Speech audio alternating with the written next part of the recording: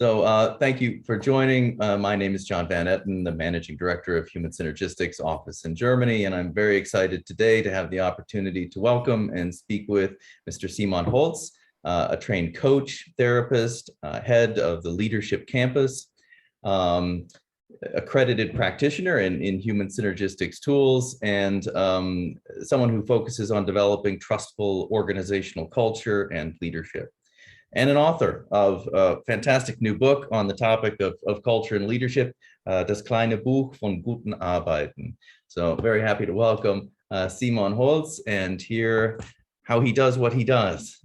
Welcome, sir. Thanks a lot. Before we were starting this chat, we were talking about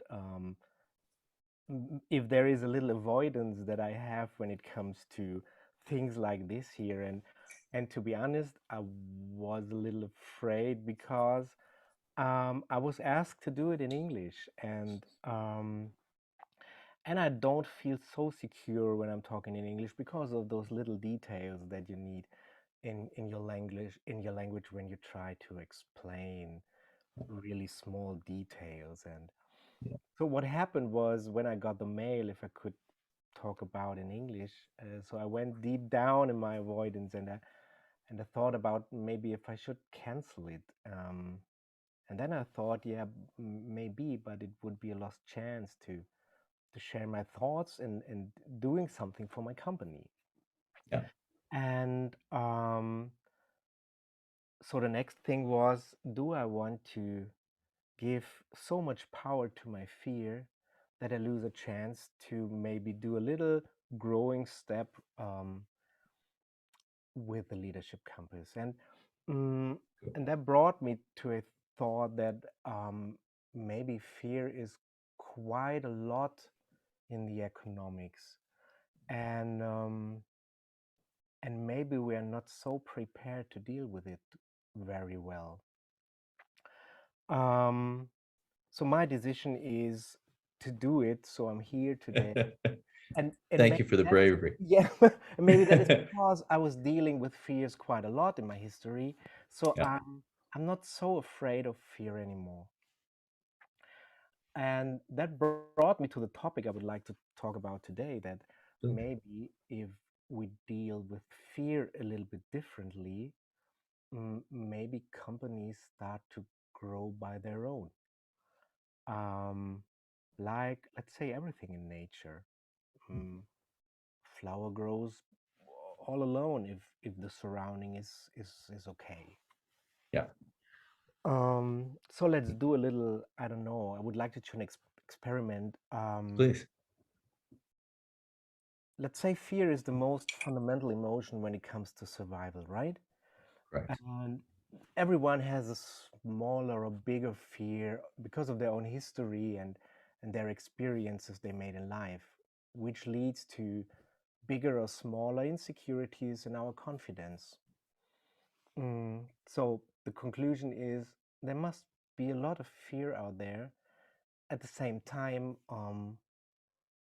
everything we were looking for is exactly on the other side of fear, like the constructive styles.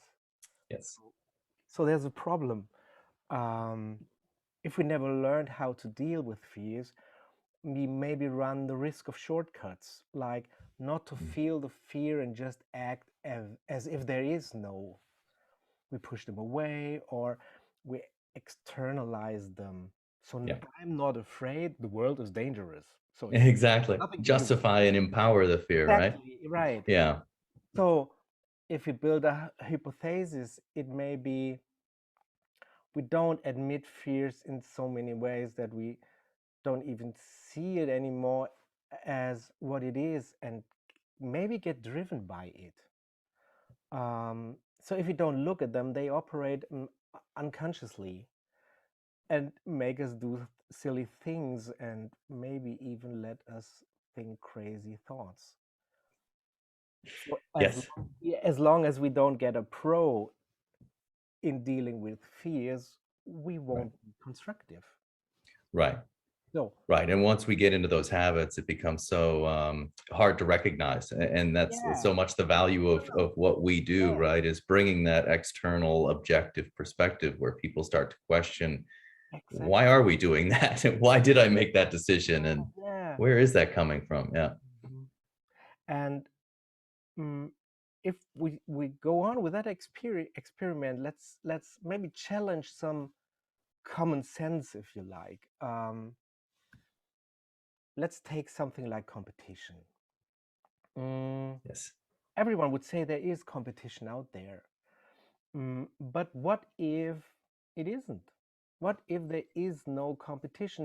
It's just the fear in our heads. Mm, And yes. what it's just, it's a decision that we make. It's still just an experiment, right? So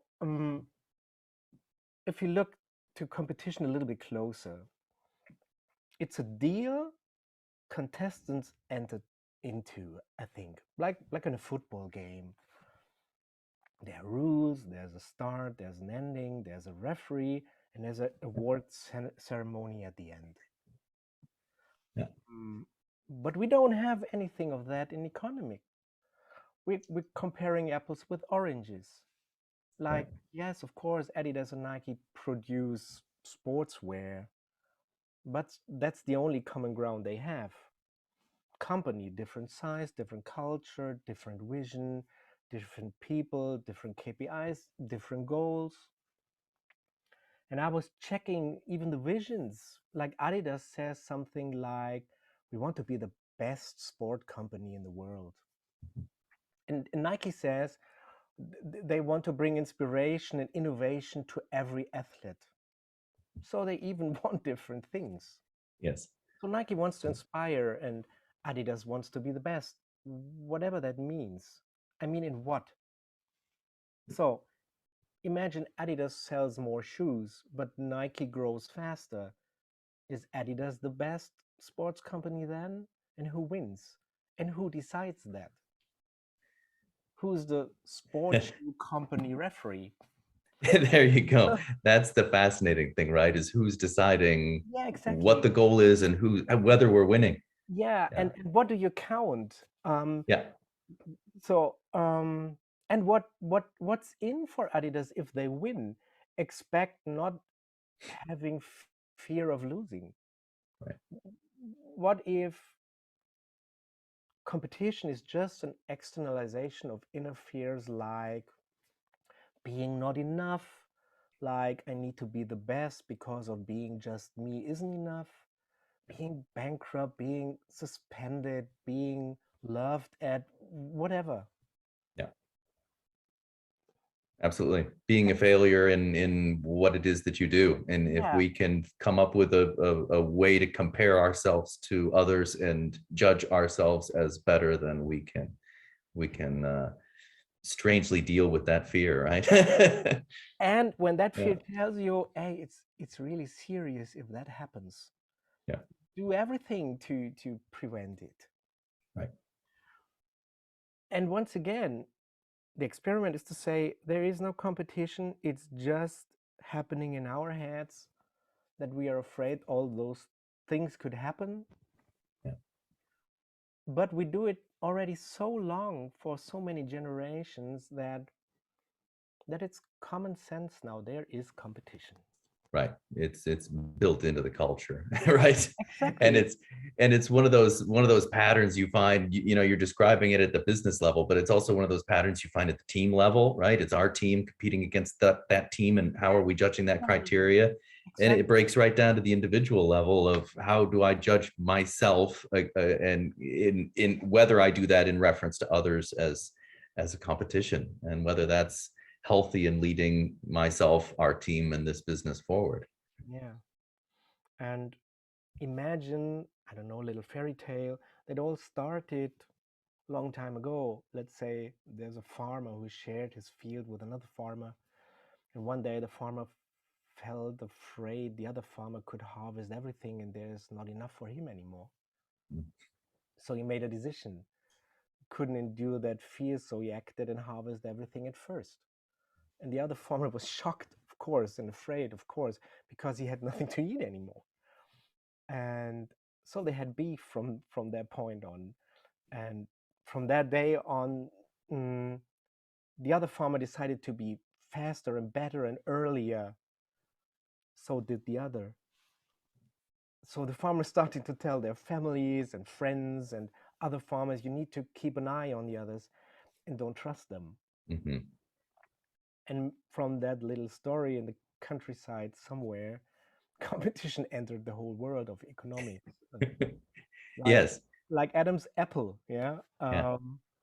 Um, With a mm, big fence dividing the field, right? And right, exactly.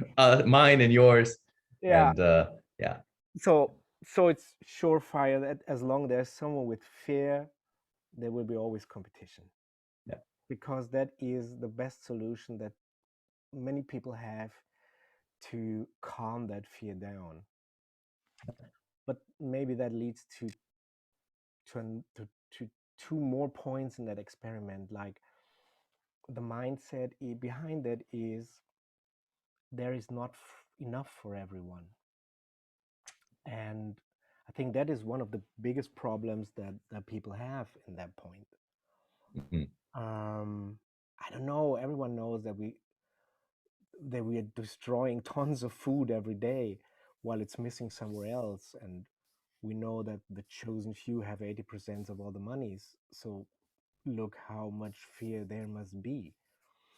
mm, Maybe it was pushed by the old fear of maybe war survivors and the deep fear of existence that they had, because in that time there was not enough.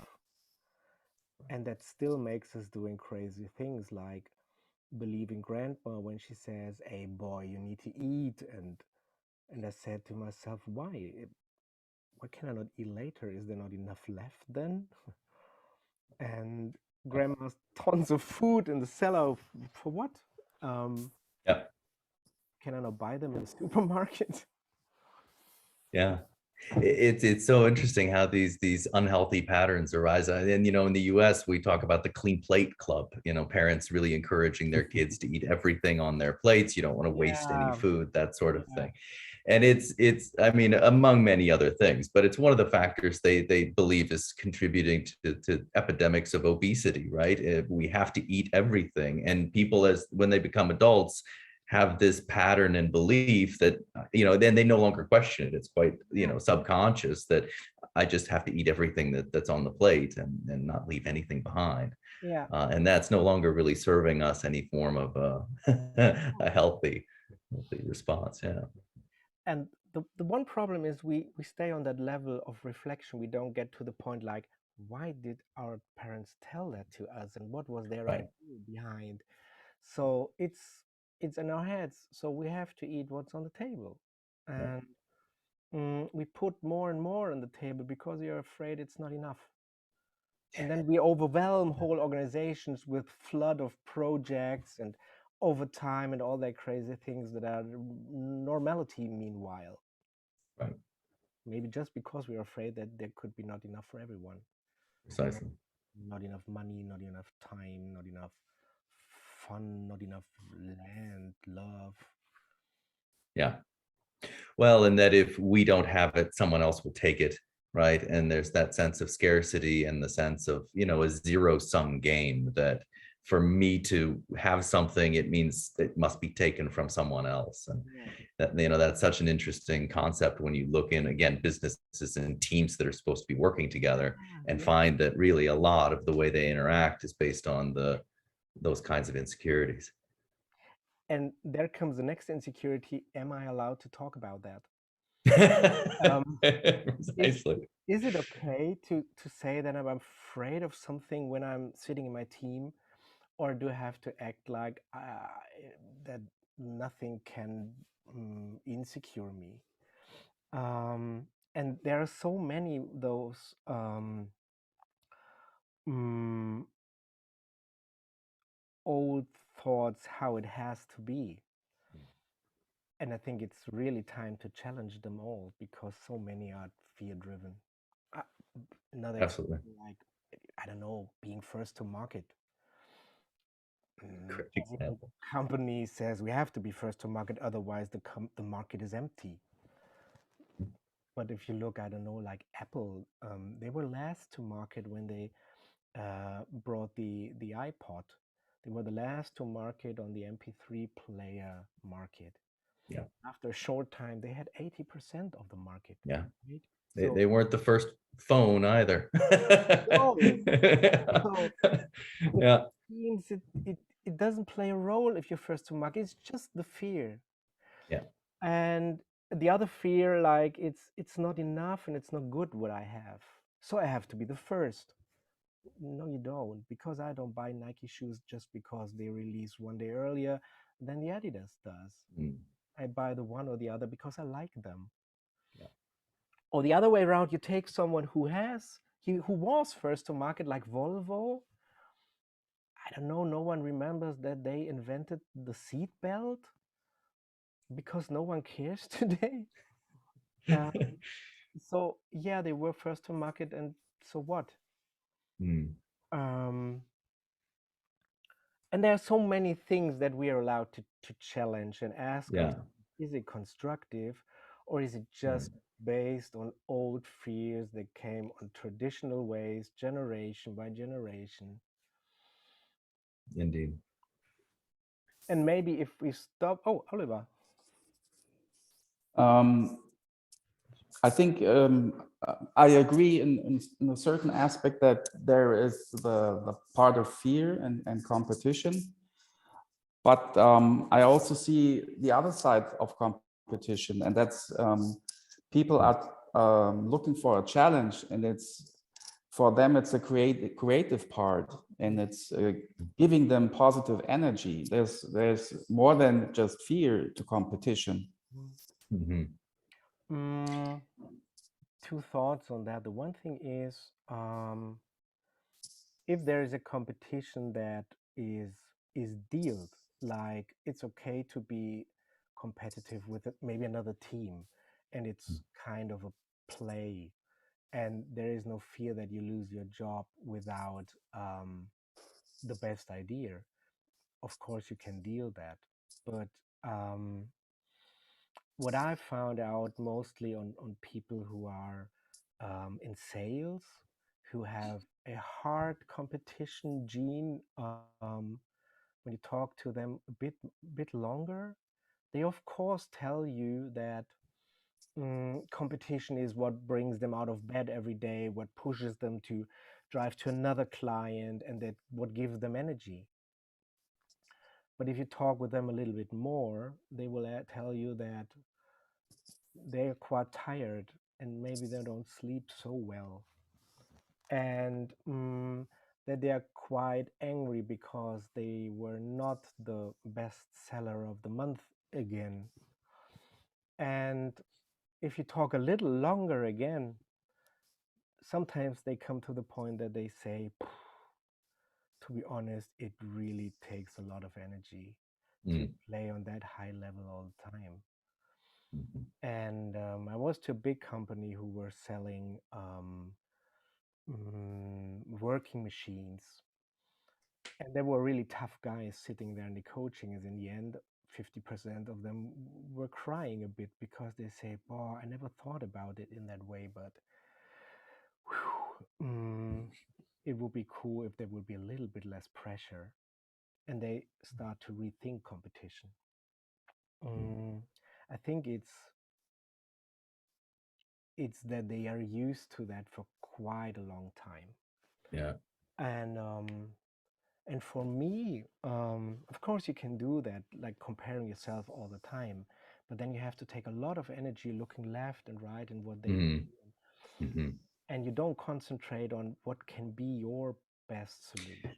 Right. Your unique perspective. You're constantly referencing others and trying to take a step above what they're doing. When really, if we stop paying attention to referencing others in everything we do, maybe we could come up with something really unique and extraordinary. Yeah. That's special. I talk about competition quite a bit, you know, given our models as well. And one of the ways I like to think about it is the difference between competitive behavior, which is a big thing we discuss, and competition as an outcome of behavior. So, sports teams are great analogies for these sorts of things. When we think about competition as an outcome of our behavior, meaning how we behave facilitates our ability to compete effectively against other teams. And you talk to teams within organizations or in sports about what does it take for you to beat the other team. Then they're going to tell you things like, well, we each need to be very effective in our roles, and I need to know what I do, and I need to know what you do, and we need to know how we best work together, and we need to be collaborative and cohesive and informed and high performing in order to compete.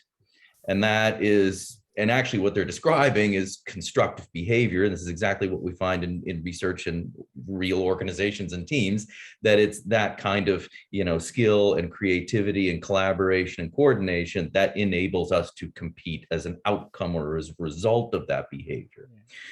The other way to look at competition is as a pattern of behavior in and of itself, meaning I am competing against others, and much from that insecurity perspective. And this starts to show how silly that really is and how illogical that is in a team, because it doesn't make sense for me to, steal the ball from my own, teammate on the football field. That internal competition and behavior within the group or team makes it almost impossible for us to effectively compete against anyone else. And unfortunately, that's very much what we find a lot of times in organizations is leaders and businesses are trying to encourage their people to compete in order to bring out the best.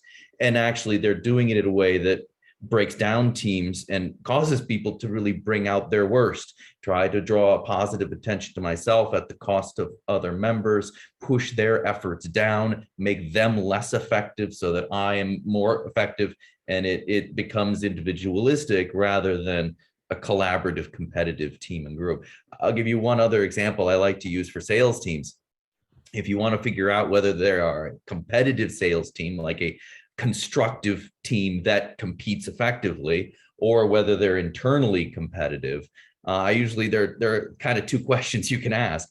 One of them I like to ask, find somebody who's been in that sales team for quite a while and ask them if over in their experience, they've learned a particularly effective way to, introduce the product to a client, or, get the client interested, or explain the benefits of this and, encourage sales. And typically they'll say, yes, they've learned something in their experience. The second question, though, is the trick. The second question is, do you actively share that information with the rest of your sales team so that everyone can benefit from that? If they say yes, that's a constructively behaving team that is going to be high performing and competitive in the market. If they say, hell no, that's my secret, that's my advantage again so that I can outperform my peers, then you've got a competitively behaving team that is not going to be effective over the long run. And it's that kind of team that people will report is stressful and frustrating, and difficult to perform within. And this is strangely so confusing to leaders and organizations because they're so hardwired to believe that competition is effective that we fail to recognize the difference between behaving competitively and behaving in ways that enable us to compete. Yeah. And even maybe a step further, like, what if we don't have to be competitive with other companies? Right. That's the other thing you notice as well. You're not, like you said before, we're not actually doing the same thing. We're not offering the same thing. How much of this competition is actually real in the first place? Exactly. Yeah. And but it's so common sense that no one challenged that. Questions of it. And what I found out is in my LSI, I don't really have competition, and which leads to that I have no idea what other coaching companies do and how they do what we do. Yeah. And to be honest, I'm I'm really not interested in, because um, they are different people than I am, and of course they do it different than I do it. And I was to a client yesterday, and it was like it felt like a assessment center.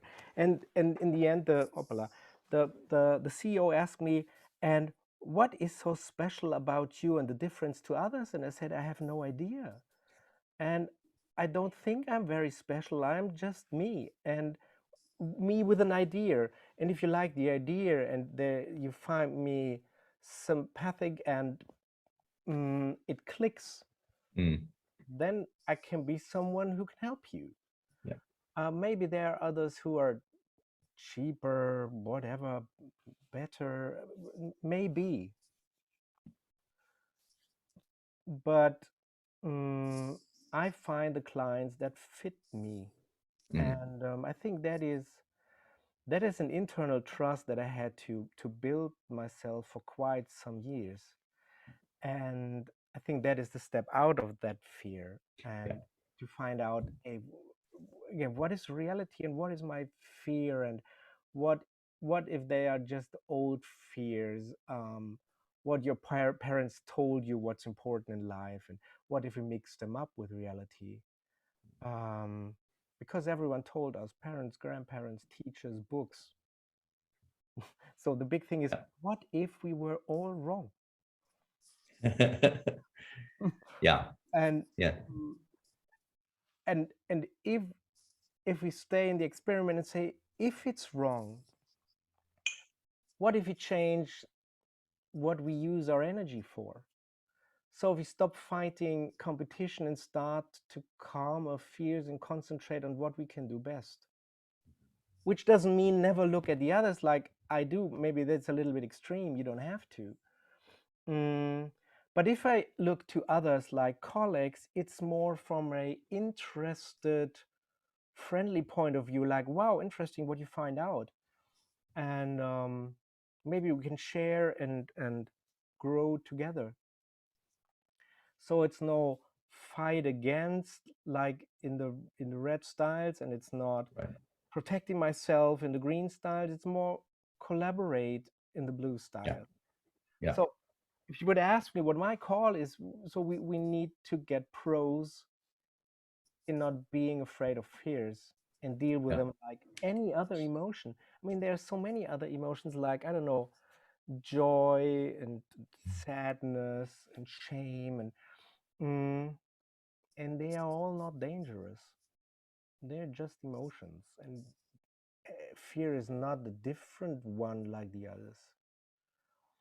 So maybe that sounds a little bit strange, but let's celebrate the fear like a big help. Yeah. Yeah. And not fight it like an enemy who wants to make us feel stressed and panic. And maybe there's one big thing that, I don't know, coaches and trainers can do to help people step up in the constructive styles is learn to deal with fears. Mm. That's at the heart of so much of what we do. I mean, all of the patterns that we talk about in terms of counterproductive patterns of behavior that have psychological and physiological consequences to them, they're all, what they all share in common is they're security oriented.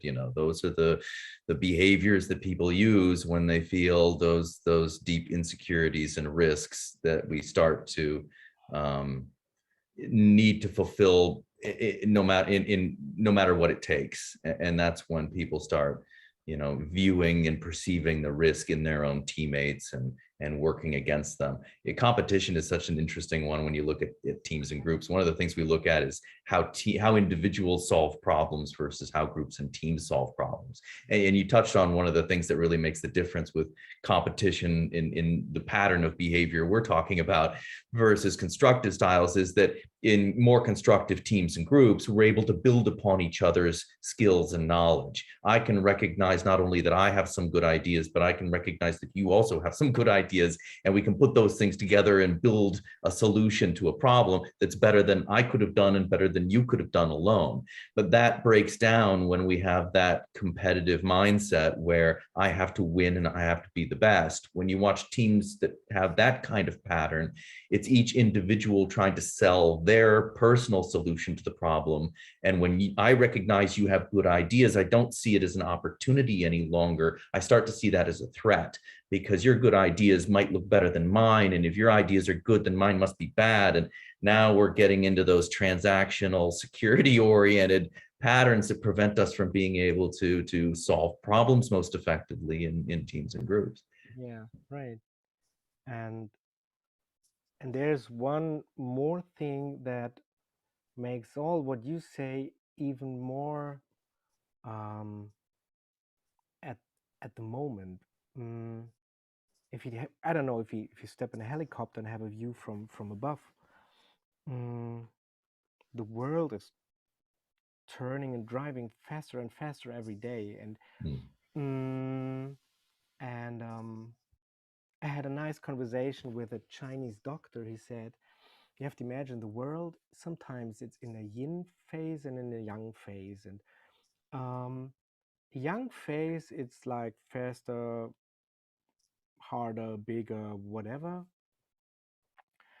And yin is calming down, relaxing, thinking, and doing things from a peaceful view, which doesn't mean you do nothing. It's just a different way you act. And he said it's easy to come from a yin into a yang phase, like you just to have drive faster and faster and faster, like you go downhill. And that is what happening right now. The world goes faster. We had Trump, then we had Corona. Now we have Putin. Now we have maybe Trump again, and um, it's really getting crazy. So yang is getting bigger, and the problem is how to get from yang to yin again. mm, So if you really go fast and you really do more and more projects and more fear-driven things, how you go to that secure point. And what he said is there are some solutions. The hardest solution is mm, you meet a tree, which stops your heart, like diseases, or you get really sick. And that is the point where people often start to think about those things, like, do I really want that? What is meaningful for me in my life, and what I'm afraid of, and do I want to be controlled by this? yeah. um, the other thing is to be brave and start thinking about those things without having to hit the tree. Right. And I think we are in that phase exactly in the moment because of Mm, all that happened. What is happening on the outside, what happening from the millennials who have a complete different view on what is work and how it should be, and they say, I'm not crazy to do it like you did it, baby boomers. mm, So they push even as well. Plus, with the globalization, you have a world which is so complex you don't even understand anymore. yeah. So on the outside, there's so much changing, and it's so mm, insecure Right. that we are challenged to find the security somewhere else, which is inside of us, Yeah. which means a, a huge cultural change we are we are in right now. We are Yes. already in. So, and the thing is, of course, you can say, yeah, I wait until last day, like we all we wrote tests, yeah. But Uh-huh. the problem is, what I'm thinking is, this is nothing you can learn. This is something you have to experience Yeah. again and again and again. So it goes down, and some companies uh, understood that already, and so they Mhm. start to make that transitions into cultures who have their core in security and trust, because they say we have no idea what happens outside. So we have to build the trust inside, Yeah. which means we have to face the fears, which means we have to challenge all those things like there is not enough for everyone, there is a competition, you have to be the best, and all those things. Leadership behavior and thoughts like you have to be tough, you have to know everything, you have to have an answer whenever they call you. Um, That's one of my favorite examples. yeah, I can't tell you how many times I've talked to leadership teams, and what I talk to CEOs, and they'll say things like, "Well, what I like about the our putting pressure on people, they have to know everything. I can ask anyone on my team any question, and they will yeah, know the answer." And then I can't tell you how many times. Then I go and interview those people separately, and how do you know the answer? And they'll say, I don't. It's impossible to always know the answer. So what do you do when the CEO asks you something and you don't know? And say, I just make it up. I can't tell you how many times they told me that. And you're creating that illusion of control and dominance and power when really now you're getting nonsense information or inaccurate information. People are just making up answers to fulfill your insecurity, to help you think that we've got everything under control. And that's that sense of security, that perceived security at the cost of it in reality. like they say, what happens exactly right now with Putin? Like everyone is afraid of him, so everyone tells him, of course, our army is the best and the biggest, and we win everything because that is what he wants to hear. And everyone tells him everything goes fine. So he feels maybe some kind of secure and does things that don't work. And you have that in so many companies. Yeah. You do, and then they don't stop because they Right. pattern. I could lose my face, and Right. um, and then you're in that circulation which leads to nothing good at all, Yeah. which Yeah. leads to a global problem we are all afraid of. Right. And the core problem is there is someone who's really afraid and is really not able to deal with it. Yeah. And bigger or smaller, you have it in so many places.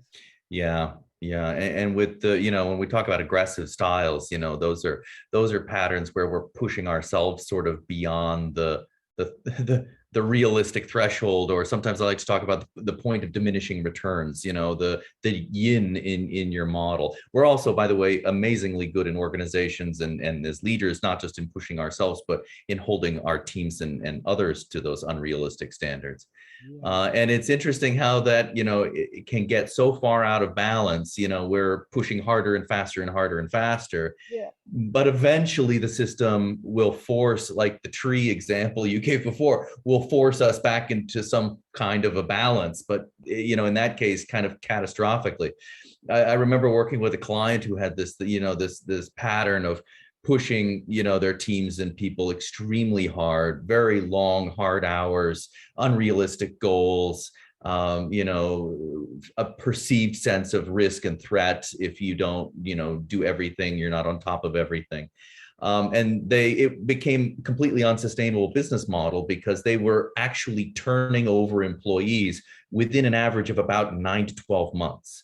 People were coming in, sort of getting indoctrinated into this, burning themselves out, ending up in the hospital in 9 months. And the cost, just the simple financial cost of turning over employees that quickly, was just no longer it just. And I remember, I can't believe this, but I remember talking to the CEO of the company, and he honestly looks me in the eyes and says, "You know what our problem is? We need to hire tougher people." Yeah.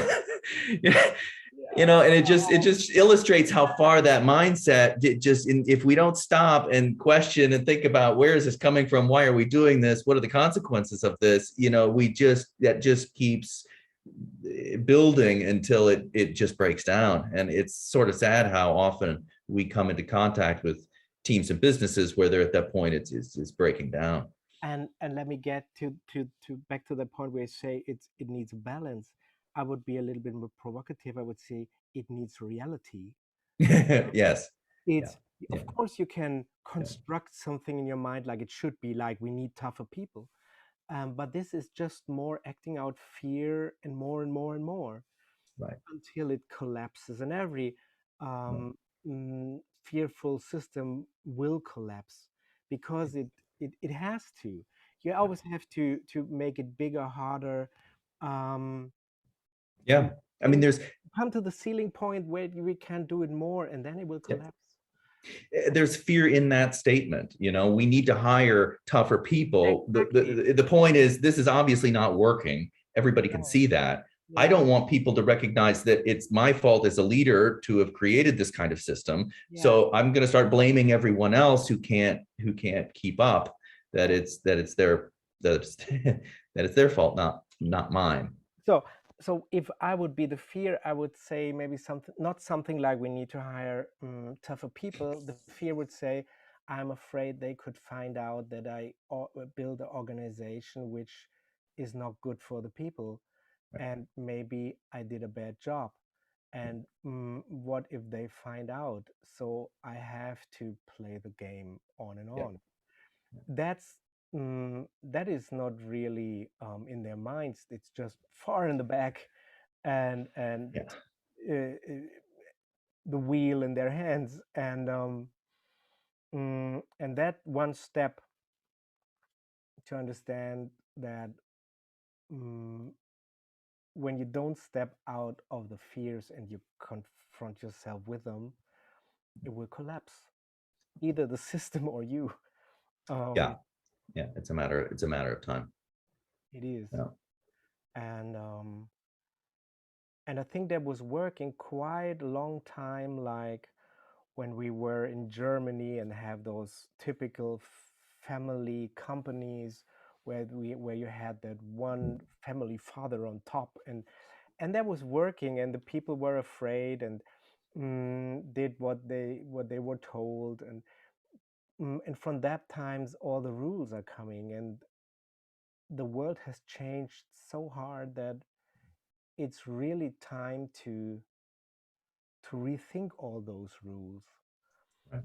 and understand that, I don't know, even a rule is already, if you go really on an extreme point of view, even a rule is already just something I can hold if I'm insecure. Yeah. A rule is something that stops a flow, because it says it is like it is, and that's the thing, it can't be changed. Yeah. So if you build a law, it's really complicated to change that law again, or that rule in a company, because people get used to, Yeah. and people even think it's helpful. So with every rule, with everything we decide, we make it a little bit more difficult to change something. Right. Yeah. Yeah, rules are sort of a fascinating thing to look at. Yeah, in HS, those are structures of organizational climate. And when you look at those structures, not just rules, but things like, influence and how influence is distributed across hierarchical levels, or how communication is carried out through the business. You can sort of break those things down into two broad categories in terms of how they're carried out. And these are things that we call facilitating strategies versus inhibiting strategies. And inhibiting strategies are typically, rules are a good example, especially rules of what you're not supposed to do, mistakes you're not supposed to make, that sort of thing. They're necessary. We need to have some guidelines in terms of sports analogies are another good example. We need to know where are the borders of the field, what is the playing space, what can you not do. But you act, but to help people not, if you only focus on what you should not do, it becomes very quickly difficult to do anything. And those inhibiting strategies typically communicate risk. So what not to do, what mistakes not to make, what failures not to make. The other thing that's interesting that you find that's inhibiting is just unclarity, meaning like we don't know what the goals are. I don't know what the purpose of my job actually is. Makes it very hard for me to behave in ways that get us forward. Those facilitating things on the other end of the scale are the things that enable and guide people. Where are we going? How are we getting there? What is good work? What is the purpose of my role and how does it contribute? How does my work help and contribute to other members? Those can be rules too, but you have to think about them a little bit more. But you're right. Organizations get into this security-oriented perspective rather than focusing on what we're trying to achieve as a business. We start focusing on what mistakes must not happen along that journey, and focus our efforts on putting in those rules. And if we get sort of out of balance, if we focus too much on telling our people what not to do and forget to communicate to them what we're actually trying to achieve, their ability to get us there begins to break down. And and you're right, those rules, once they're in place, they're hard to change. And given the pace of change in organizations today, anyway, it's always interesting to look at what are the rules and guidelines and how do those really service us, and what is the message that they're sending to our people about how to do their work at their best. Which doesn't mean don't make rules anymore. Right. Yeah, Right. because we need them. Yeah. But if there's a nice example of a little city who had, I don't know, tons of traffic signs and traffic lights, and they made an experiment with a university. They put them all away, every light, every sign, even the walking boards they brought down so that everything is on one level. And of course there was a fear like there will be a whole lot of accidents and people will hit by cars, and nothing of that happened.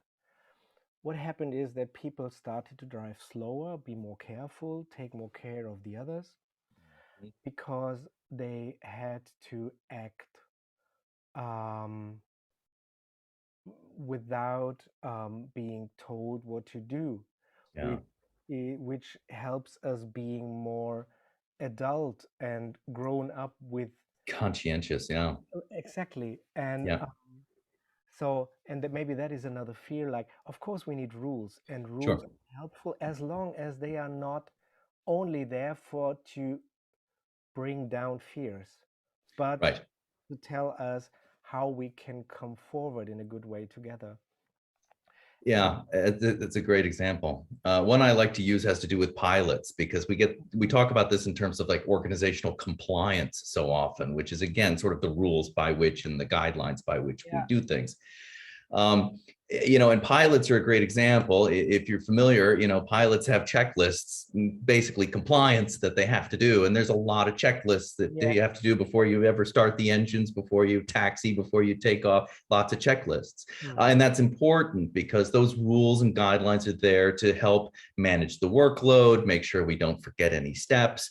But if we sort of overdo it, and human synergistics actually has worked with the FAA in the US along these specific lines. If you overdo that kind of thing, the psychological message that you begin to send people is doing your job is doing the checklist. And that is where things become dangerous, right? Doing the job as a pilot is to fly the plane. The rules and guidelines are there to ensure and help me to do that at my best. But at the end of the day, it's my job to fly the plane. If we sort of skew and structure those things into inhibiting ways, the message we begin getting, and the message, and there has been research on this, is people begin to believe that the best way to fly the plane is by doing a checklist.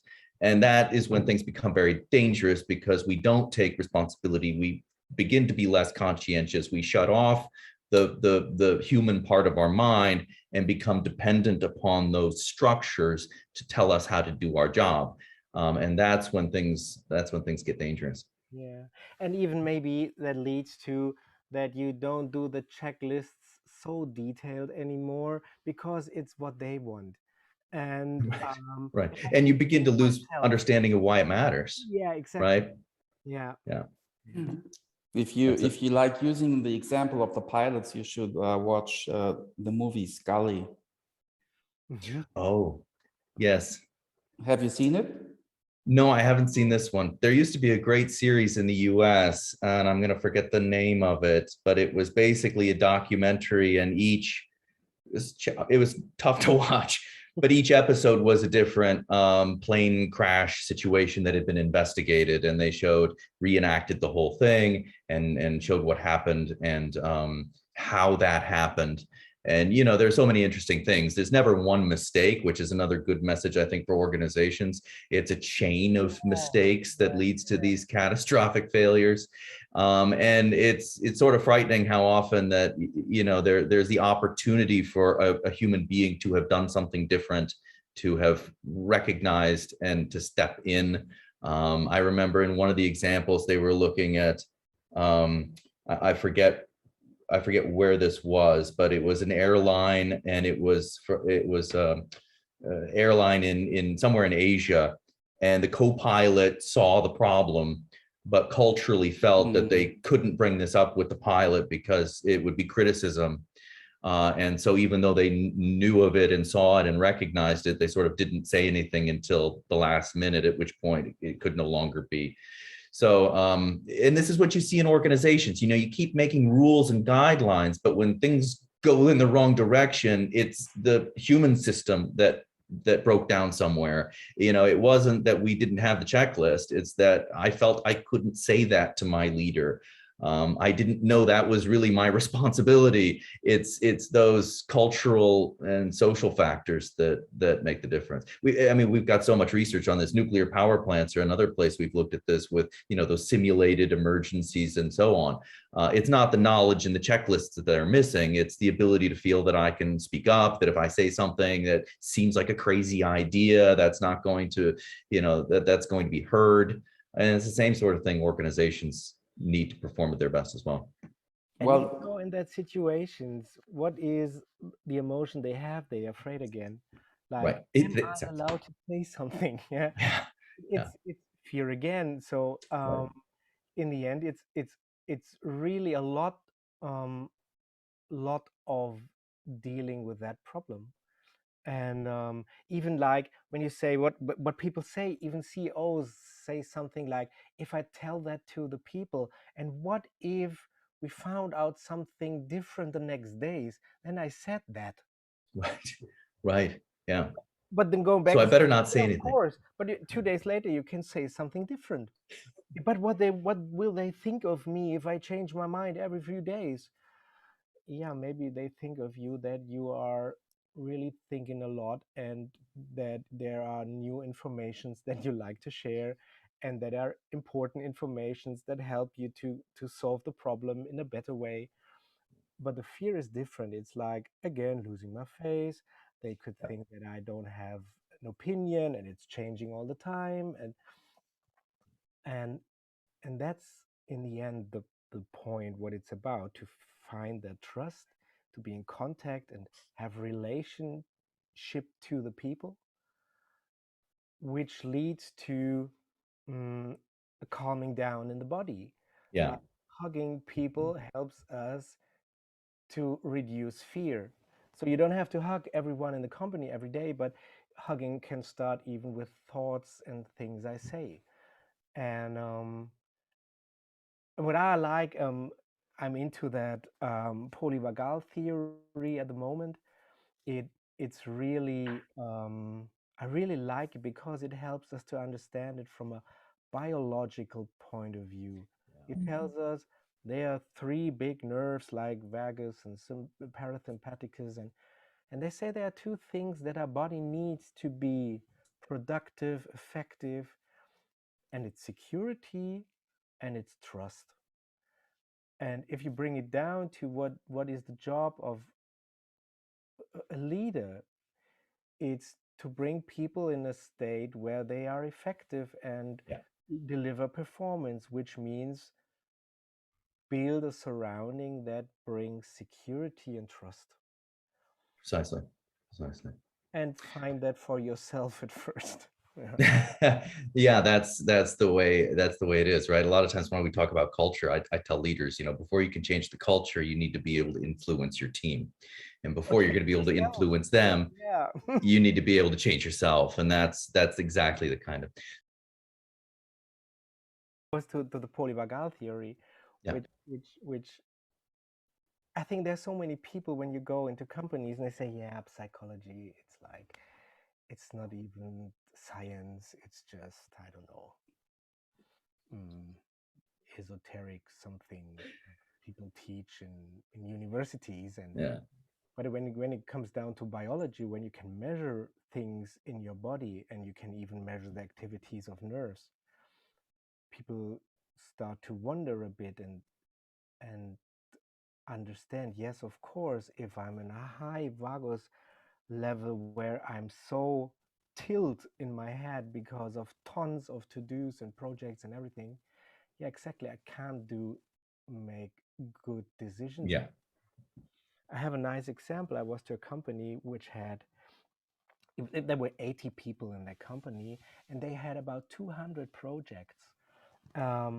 Because were afraid to say no to projects, because the others could, and if we don't, then it's too late. And Everything's important. of Yeah. course, and but that brought the company to a point they were so tired, and so many people were sick for weeks. And I came to them and said, hey, we have to do something. And when I asked them, where are you? And they say, yeah, we are in that level. Okay, so we have to bring you down. Yeah, okay, what can we do? Okay, we can build up a project where we review all the other projects and kick. They said, okay, your decision is to start the 201st project. And they were said, yeah, damn, that's the only idea we have right now. I said, yeah, exactly, because in this point, in this state of mind, there are no good decisions. The thing is, you have to come down from that first. Yeah. And coming down is not making breath action, and Yeah. it's like, what are you afraid of? Mm. What are you afraid of if you stop half of the 200 projects? And then we were talking about the fears they had. And then we're calming down, and then something, after maybe 1 hour or something, started a different chat between them, like, do we really need that, or can we not do that in 2 years, and whose idea was that? And and then they cut and cut and cut and cut out projects one Yeah. after another. But again, you have to be aware of where you are in that. Yeah. And Yeah. you feel that you can feel that in your body. Definitely. Trained a little bit, you get really used to interact with your body, which is, I think, the best measurement people have. It's so clear what our body tells us, and it's more in our reality than getting oriented at KPIs.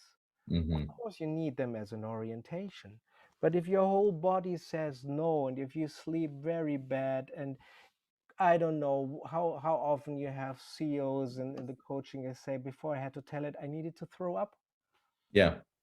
And then you ask Yeah. them, maybe if you throw up before telling things like that, maybe it's not that helpful what you have to say. Yeah, but we decided it, and the KPIs tells us to do that. And say, yeah, okay, maybe. And maybe it's a big step Yeah. to change the opinion. And maybe that makes fear again. But again, what would be right? And what would feel right? And what does your body tell you? And what would really happen if you change it? Yeah. And then you bring them down again. They say, nah, yeah, to be honest, if we change it, it's not too much. It's just I'm afraid of. Okay. Yeah. But Yeah. can be the good It's thing. Oh, we avoid this and that. And right. we don't push our people into further projects they have no time for, knowing that half of them won't do it until the finish line. And Yeah. more, I read that 70% of all projects in companies will never be finished. Correct. Yep. Correct. It's you touched on it. I mean, a couple of things. I mean, one is listening to sort of your body and how you feel and how you respond and feel in these environments. And of course, that's something that we're taught to tune out very early on and business and right. But I remember one CEO who would, yeah. one CEO who was really effective in creating change in his organization. When we asked, why do you want to look at culture? Why do you want to measure that? Why do you think that might be something he needs to change? His response was, because I get out of bed in the morning and I don't want to go to work. And if I don't want to go to work, that's got to be something that other people are feeling, and this has got to be something that's affecting. So that I thought was, that's a very cool sort of recognition of this doesn't feel right, and that's a big red flag for if you're feeling that, that's something that everybody is dealing with. Your other point around the company with 200 projects, and to deal with that, they create the 201st project. I'm sorry for laughing, but it's so classic. Yeah, of course it is. The old quote of the hardest thing to change about an organization's culture is the culture, meaning they're going to behaviorally respond to this the same way they have to other things. And so, of course, the only thing they can think of at first is to make another project. That's what we do. That's how we do things here. Yeah. And you're starting to create some change when people are able to step outside of that, like you just mentioned, and say, wait a minute, why are we really doing these? Are these all really important? Yeah. Can we put some of these aside? If we do, are there the serious kind of consequences we're afraid of? That you're starting to change that mindset that otherwise just causes us to fall into those patterns again. And if you take exactly that from a psychological point of view, like in the therapy, they call it a reinscenation.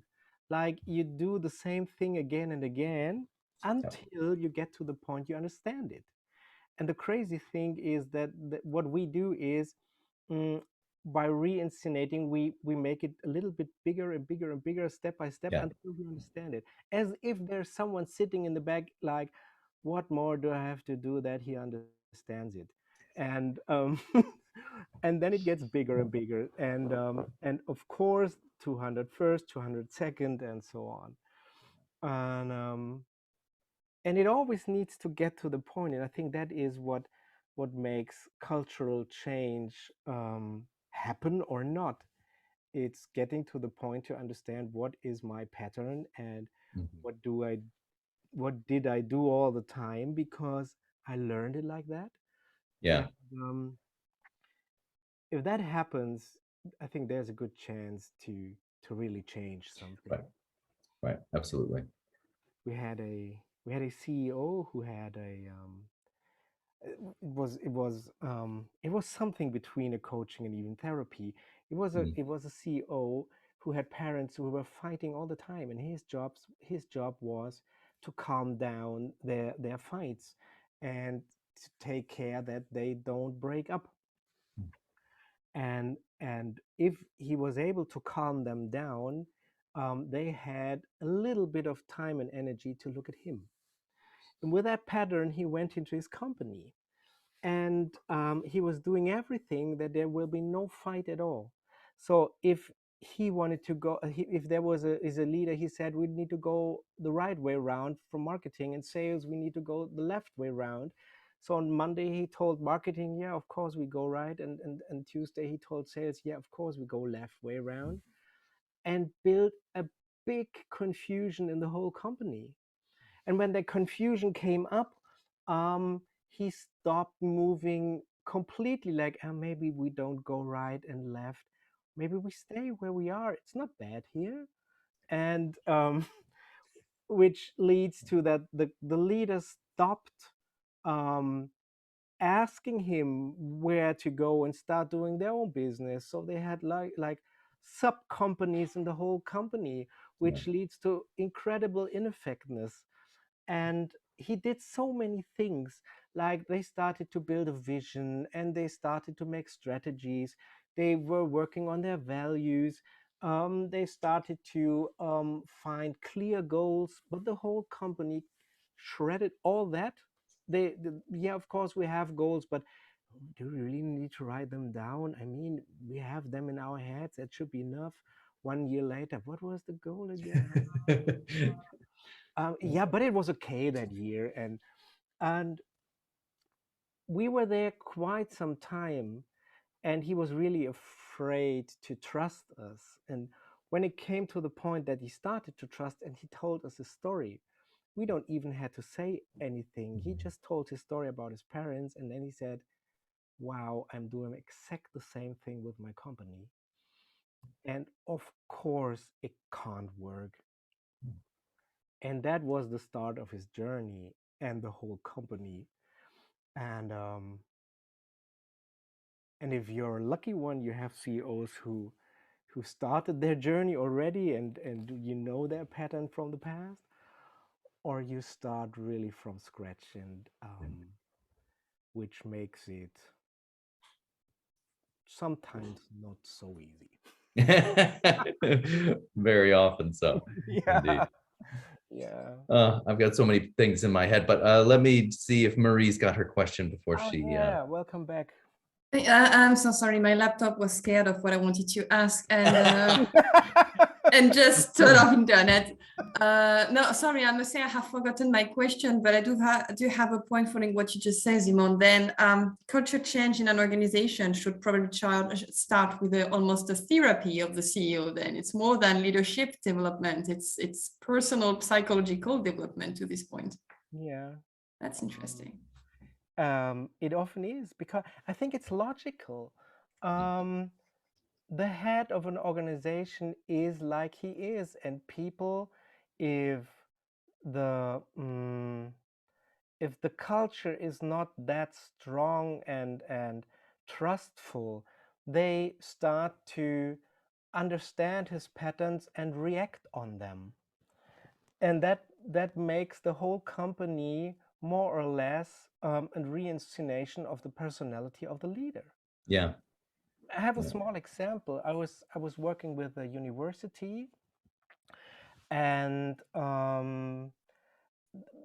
they were in the secretary for the students, and it was a huge office where a lot of tables were standing, and that office door was here, and you have to go a long way to get to this door.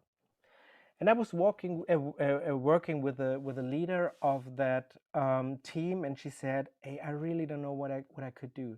There are days when the team welcomes me so warm and really have good days, and there are other days where I come in and no one talks to me, and I have no idea what's the difference between A and B. And it makes me crazy because I tried so many things, team building, workshops, anything, but it didn't do something. And then I said, yeah, maybe we have to talk to the employees. And I was doing that, and say, hey, um, she's really tired, and she has no idea what she should do, and she's motivated to change something. So what is happening here? And after some time, when they started to build trust into me, they said, oh, it's so simple. When she comes in the morning and she walks the long way, and she has her heels on a good day, she walks very quiet. But if she's angry, she steps so hard that you can even hear it 50 meters before. So we all know on those days when she is angry, we better shut up and say nothing, because it's not good for us. On the other hand, when we have good day, or she has good days, we can come up with everything and tell everything, and it's a good mood in here. So what happened is, her mood, her personality, her dealing with bad days, um, did something with the whole team. And what she had to Yeah. understand was, yeah, you can have bad days, and you can even share your thoughts with the team and tell them why it is like it is, and maybe that changes something. But what you should not do is, when you have that bad mood, um, show it to the people and let them feel it. And Mhm. she did not see that at all, but from that point it made a click, and she said, yeah, okay, my point is, sometimes the pressure is so high and there's so lot of work to do, that I'm afraid that I can't do it all. And then I don't talk to the people because I don't want to affect them. So she tried to do exactly the opposite of what was happening to the people. And yeah, then she had to work on her experiences she made in her life, how to deal with bad feelings. and understanding that your personality, your ideas of what is right and what is wrong, that all affects the whole company. We even did Yeah. a constellation work one day with a CEO, and he told we were putting all the teams on the floor, and he was going from team to team, and there was one team who was angry, one team was afraid, one team was a little bit tired, and what he found out after just a few minutes, he said, yeah, that's exactly how I feel. I have these moments when I'm afraid. I have these moments when I'm angry and I'm tired so often. And there was one team who had quite a good time, and he said, and even that is inside of me. And what he found out is that every team bonded to a different emotion that he had. And he found out that when he worked on his emotion, what is behind that, and he shared that emotions with the teams, they understand what they bond to, and then you can deal with that, and even change it. But therefore it has to be spoken out. Yeah, I mean, we see this honestly in the work we do in data. We can show this, meaning, the mindset of the leader is reflected throughout the entire organization. And I hate to refer to acronyms and tools, but if you think about, Helpful. LSI1 or LWS self-description, where leaders are describing how they think of and perceive themselves in terms of self-concept, there is a direct relationship between that data and profile and everything else that's going on in the organization. The more they describe themselves along security-oriented patterns, so those fears and insecurities, something like, I view my purpose as a leader in this organization to prevent my people from making mistakes, the more those leaders will tend to lead and design the organization with those inhibiting methods. I need to restrict people's sphere of influence because they might make the wrong decision. I need to be able to see every decision that they're making because I need to be aware. We need to control the system. The more, however, of that typically you do, the less effectively your people are actually able to perform. The more leaders perceive themselves as, my purpose in this organization is to enable my people to achieve great things, the less they'll focus on constricting and inhibiting their people, and the more they'll focus on using strategies that facilitate. So the more I'll be thinking about doing things like communicating goals and talking about what is excellence and how everyone can contribute to that and how I can train and enable my people to do that. And it's those kinds of leadership strategies and climate factors that actually enable your people to achieve great things. Culture so often becomes a reflection of the securities or insecurities that leaders perceive in themselves. It's amazing. And it also shows, when you look at organizations, the performance of organizations is a result of what people in those businesses do. It's not a result of the rules and policies and the communication structures. Those facilitate and enable your people or inhibit them to work at their best. High performance is a function of human behavior and psychology, which is why, going back to your point before, it always drives me crazy when leaders don't recognize the importance of psychology, and most of them have no idea of that field. And when you think about it, as a leader, your role is a psychological role. Your role is not to perform the task. Your job is to enable other people to do their best, to motivate, to inspire, to encourage people to achieve excellence. That's psychology. That's all. It's like, that's what your role is. And if you take that, if you imagine what we think is adult behavior, then it's so clear what we do. Like, if you're adult, you're acting on facts, data, numbers. You're not very emotional. You're calm down and sovereign, and these are all attitudes and things like we think it has to be when you are grown up or you act grown up. And when you're a company and they have a conflict and say, oh, they are not on a fact level anymore, I think um, the it's lost. And I said, no, when the emotion kicks in, it's the solution process starts, because um, being adult means um, being in contact with your emotions and talk about them, not to shoot them against anyone, but to talk about them. And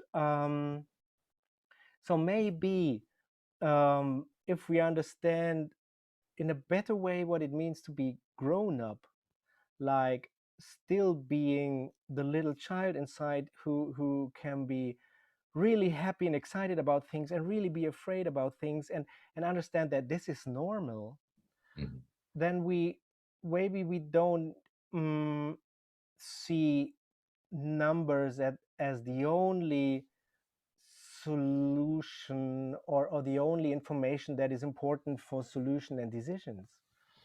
And if we understand that emotions are important and part of being human, then it's of course common sense that psychology is important, because psychology is nothing else but trying to describe people behavior and thinking and feeling.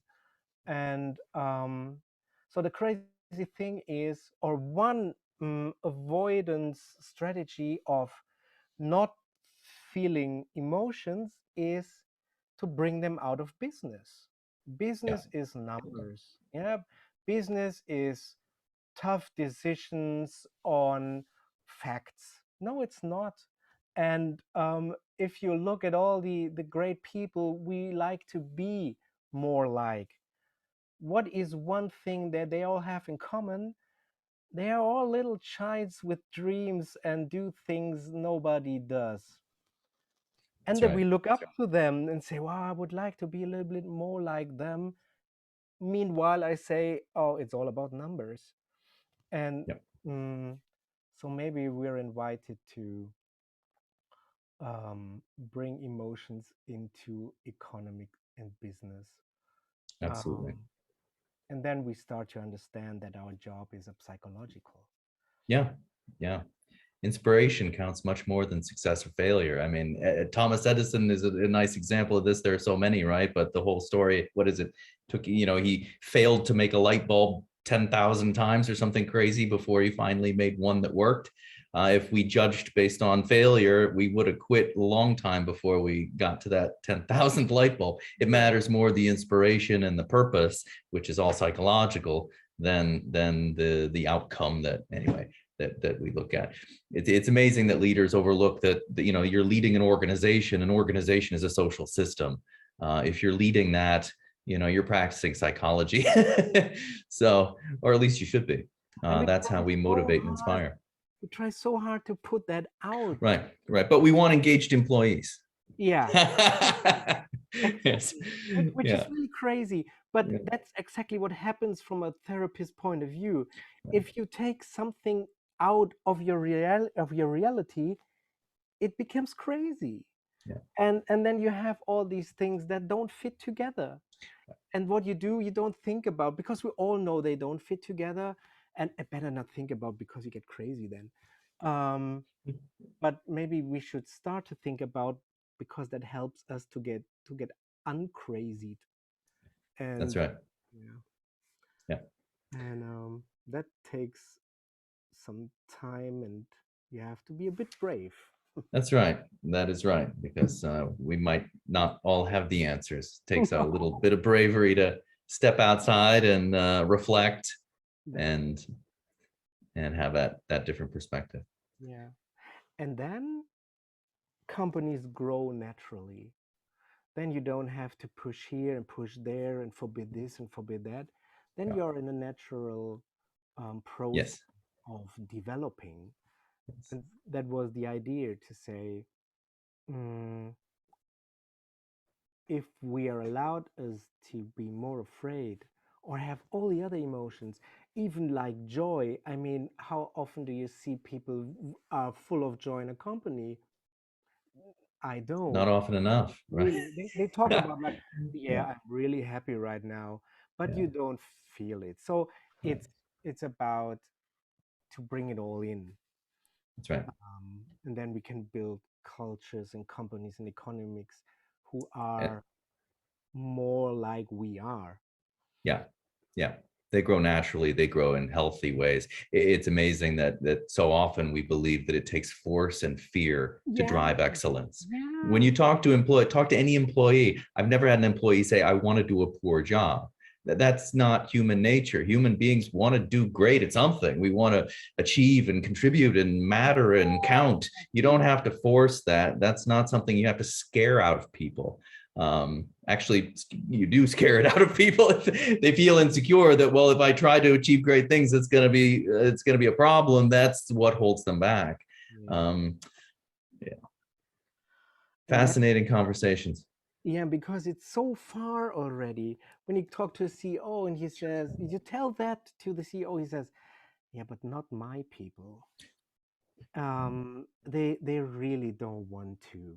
They just sit here and the body is here, but the mind is somewhere else, and Yeah, that's how people really are. yeah. And yeah, and that is the first thing he might maybe. One of the and this will be my last point. We're a bit over time, but one of the ways I've stumbled across this, what you're describing, um, was with the OCI, organizational culture inventory, the ideal version.